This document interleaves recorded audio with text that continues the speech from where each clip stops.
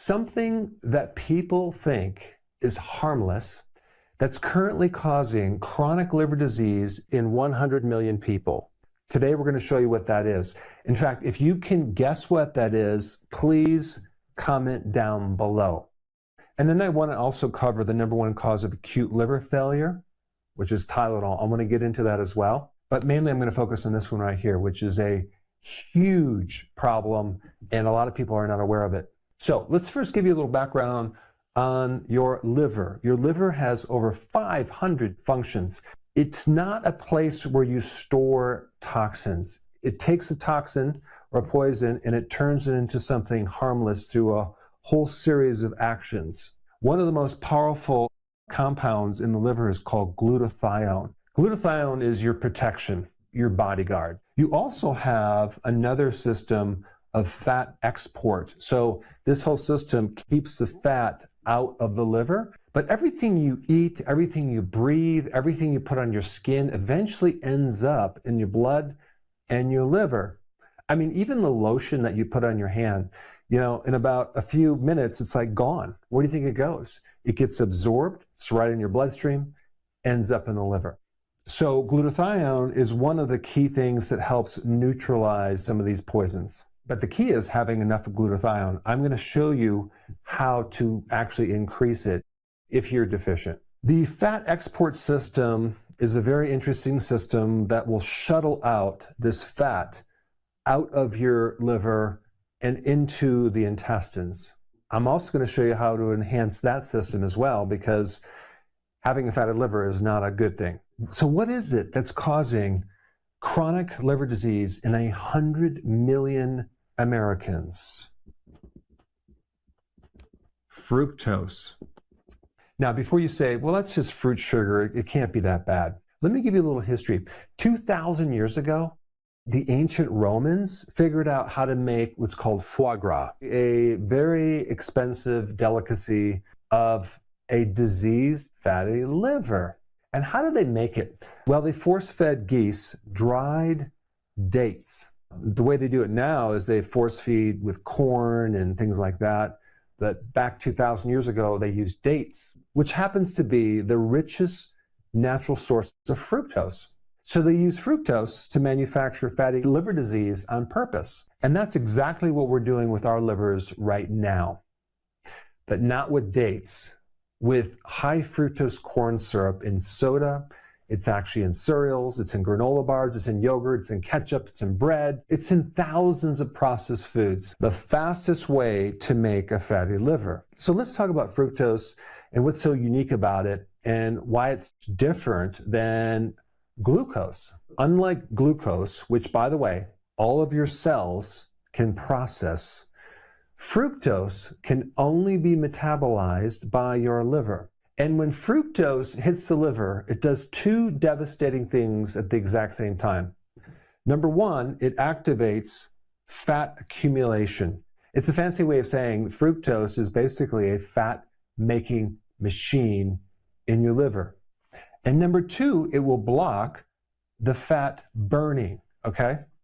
In other words, it turns off any ability to get rid of that fat. So you're making all this fat, but you can't get rid of the fat at the same time. That's how the liver becomes fatty. And the research on fructose shows that it is as dangerous as alcohol to your liver. But the difference is when someone hands you a Coca-Cola or a soda with high fructose corn syrup, you're not in your mind comparing what that's going to be doing to your liver. That's going to be very similar to alcohol. But biochemically, the body doesn't know the difference. And I know some people are going to say, well, fructose is in fruit and fruit is natural. That doesn't cause a fatty liver. Well, I'm talking about liquid candy. I'm not talking about the fructose in fruit that has the fiber that breaks down very, very slowly. I'm talking about high fructose corn syrup in such large amounts that it overwhelms the liver. Now, what's really bad is 5 to 10% of children now have non-alcoholic fatty liver disease. And in obese children, 50% of them have a fatty liver. We're seeing children nowadays as young as 2 years old with fatty liver disease. Non-alcoholic fatty liver disease is now the most common cause of liver transplants in younger adults under 50 years old. It surpassed hepatitis C. These are not alcoholics. They're young people who are consuming too much fructose. Now, I want to talk about acetaminophen, Tylenol. There's something you need to know about this. Fructose is a slow, silent, chronic killer, but Tylenol is a very fast one.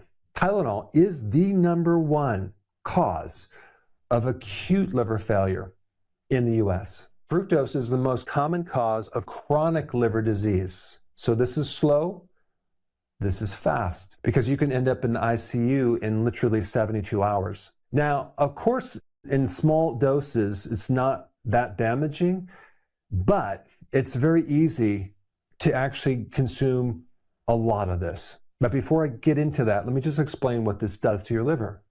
It depletes glutathione. Now you cannot neutralize toxins. And Tylenol is hiding in literally 600 different medications. So let's say, for example, someone has a bad cold, and so they take 2 extra strength Tylenol for a headache. So that's 1,000 milligrams right there, okay? Then before bed, they take NyQuil, which also contains acetaminophen. And then they do this every 6 hours. By morning, you've already exceeded the safe limit. And you probably had no idea that you doubled the dose from the same drug. Or your doctor might prescribe Vicodin or Percocet for back pain. And a lot of people don't realize that both of them already contain acetaminophen. And then unknowingly, you take Tylenol on top of that because the pain is so bad. Nearly half of all serious acetaminophen overdoses come from prescription combinations. And here's the worst part. Acetaminophen has a ceiling for pain, okay? So in other words, taking more doesn't reduce your pain anymore, but your liver damage goes through the roof. The early sign of liver damage is nausea, fatigue, vomiting, which also, by the way, looks like the flu. So people might not know that, and then they take more Tylenol when they're actually trying to get rid of the symptoms from too much Tylenol. 500 people die every year from a Tylenol overdose, but 56,000 people end up in the emergency room. What's the good news? The good news is the liver is one of the only organs that has this amazing ability to regenerate, and it can heal. It can bounce back. The first thing you need to do is stop consuming high fructose corn syrup.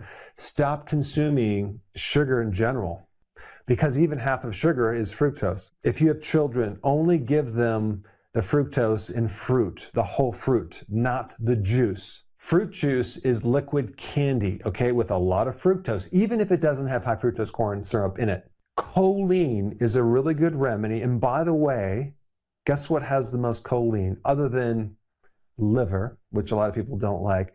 Egg yolks have choline. Choline greatly helps the liver in transporting fat out of the liver. It prevents a fatty liver, and you can reverse a fatty liver by taking choline. The other remedy is something called NAC. This is something that emergency room doctors will use if people have overdosed with Tylenol. Why? What does it do? It increases glutathione. It puts back that bodyguard that was depleted. In fact, if I were you, if I had to take Tylenol for anything, I would get some NAC and I would take it at the same time. That way you can protect your liver. So NAC is not glutathione, but it actually gives the raw material for the liver to make glutathione. Another way that you can get glutathione is by consuming cruciferous vegetables like broccoli, Brussels sprouts. Also, the trace mineral selenium can also help make glutathione as well. Now that you know what destroys the liver, the next most important video is to learn what to eat for the liver, okay, to support a healthy liver. And for that information, check out this video right here.